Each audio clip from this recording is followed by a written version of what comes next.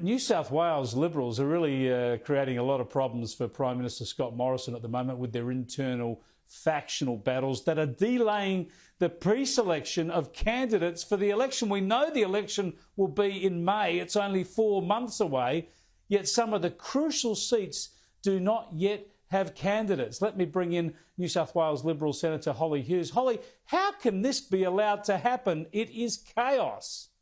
Look, it's not good, Chris. I don't think anyone's going to deny that. I used to sit on the state executive of the New South Wales division and the federal executive, but I was on the state executive for around 14 years.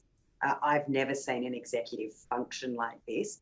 I think one of the problems is, and you might recall, there was a series of reforms around plebiscites. It was known colloquially in the party as the Warringah reforms, and they boosted the numbers of participants on state executive to 30 people or around 30 people.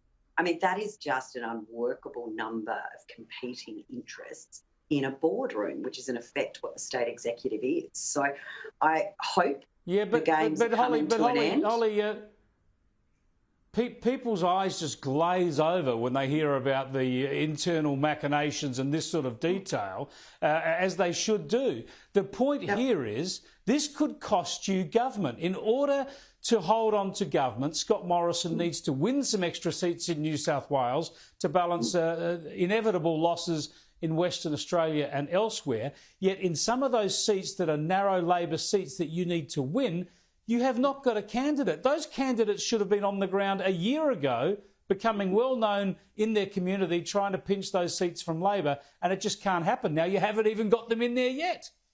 Yeah, look, I'm absolutely agreeing with you, Chris. There's been some discussion from the Prime Minister around a federal intervention. Perhaps that needs to happen sooner rather than later. This is just getting out of control. And we hear from some people that it's all about, we need to have plebiscites, we need to have a member vote. And that includes, again, some of our sitting members, like Susan Lee, one of our cabinet ministers, who is an outstanding cabinet minister and an outstanding member for the people of Farrer. Now, what we see, though, from the state government is they've got a couple of by-elections going on, some of which there were just candidates installed who are short-term members of the Liberal Party.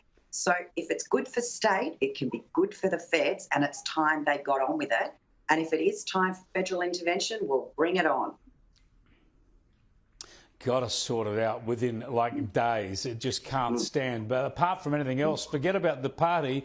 You're denying the people living in those electorates the opportunity to check out a candidate and consider voting for them.